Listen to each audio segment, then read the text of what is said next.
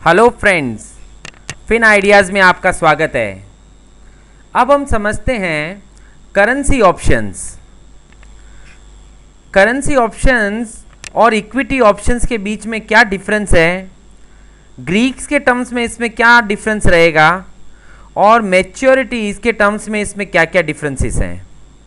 So friends, हमें पता है कि भाई डॉलर के जो करेंसी ऑप्शंस हैं, डॉलर का मूवमेंट निफ्टी के मूवमेंट की कंपैरिजन में कम है, इसलिए इसके ऑप्शंस की वॉलेटिलिटी भी कम चलती है। तो करेंसी ऑप्शंस की वॉलेटिलिटी कम होती है, जबकि इक्विटी ऑप्शंस में मूवमेंट ज़्यादा होने के कारण वहाँ की वॉलेटिलिटी हाई रहती है।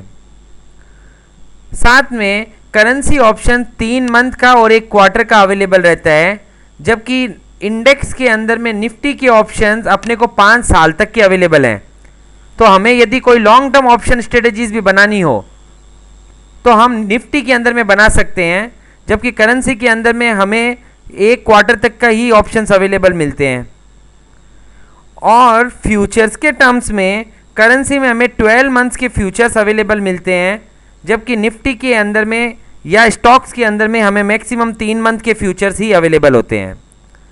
यहाँ पे मैंने शॉर्ट टर्म और लॉन्ग टर्म ऑप्शंस के अंदर में ये तो कह दिया कि 5 साल का भी हम ऑप्शंस के अंदर में ट्रेड कर सकते हैं, but that is subject to availability and subject to liquidity, कि भाई वहाँ पर हमें ऑप्शंस में लिक्विडिटी मिलनी चाहिए। अब हम इसका एक स्क्रीनशॉट देखते हैं और उससे आइडिया लगाते हैं कि इनके ग्रीक्स में क्या डिफरेंसेस हैं। तो यहाँ पे मैं पहले मार्केट वॉच पे आया। मार्केट वॉच में यहाँ पे मैंने यूएसडी आईएनआर सिलेक्ट किया और यूएसडी आईएनआर का मार्केट वॉच ओपन किया। तो ये मार्केट वॉच है यूएसडी का। अभी डॉलर फ्यूचर का चल रहा है 60.45 और यहाँ पे मैं एक पूरे के पूरे ऑप्शंस के ग्रीक्स और उनके प्रीमियम की लाइन को कॉपी कर लेता हूँ। मतलब एट द मनी 60.50 की स्ट्राइक का डॉलर का कॉल ऑप्शन चल रहा है 0.26, उसकी वॉलेटिलिटी चल रही है 7.50%, उसका थीटा चल रहा है -0.02, वेगा चल रहा है 0.04, गामा चल रहा है 0.55 एंड डेल्टा चल रहा है 0.47।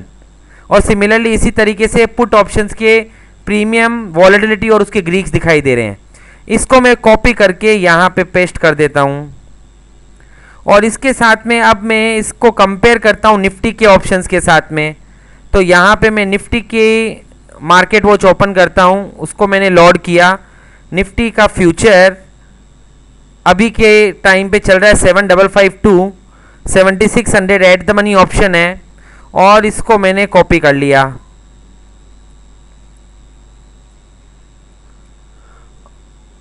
और कॉपी करके इसको भी मैंने यहाँ पेस्ट कर दिया। अब मैं इन दोनों को वर्टिकली पेस्ट कर देता हूँ ताकि हमें इजीली समझ में आएगा।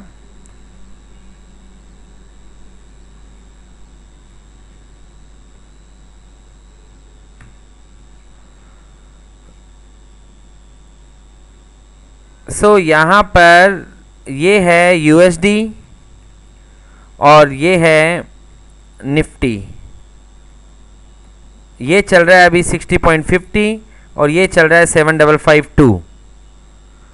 तो यहाँ पे हमें दिखाई दे रहा है कि एट द मनी ऑप्शंस का डेल्टा में कोई वेरिएशन नहीं रहता है। जो ऑप्शन जितना एट द मनी है उसके हिसाब से उसका डेल्टा चल रहा है।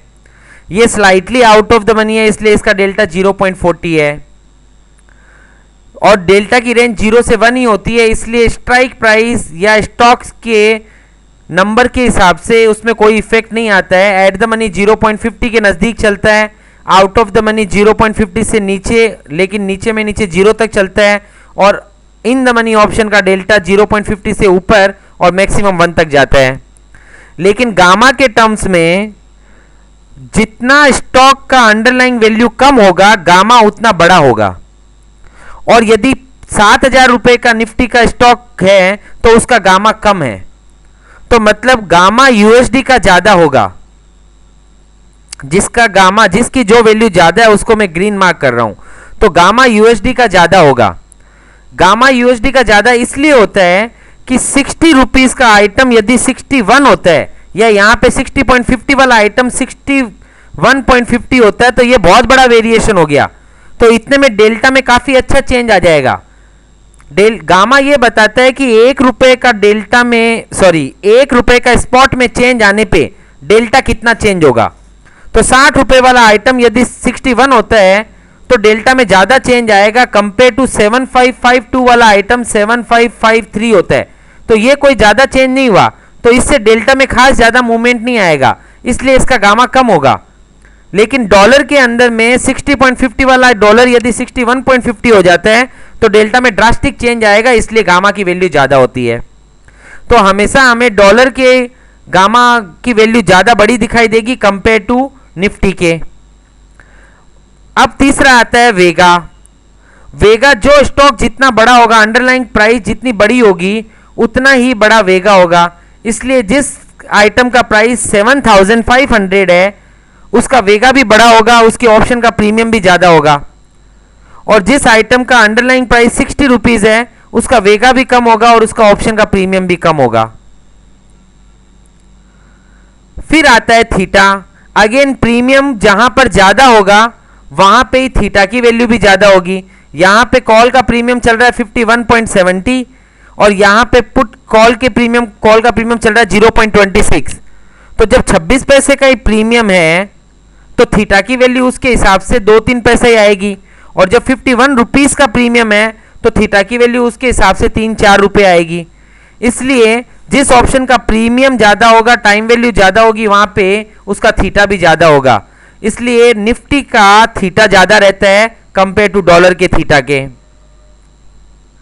Again volatility is depending upon the movement of the underlying stock.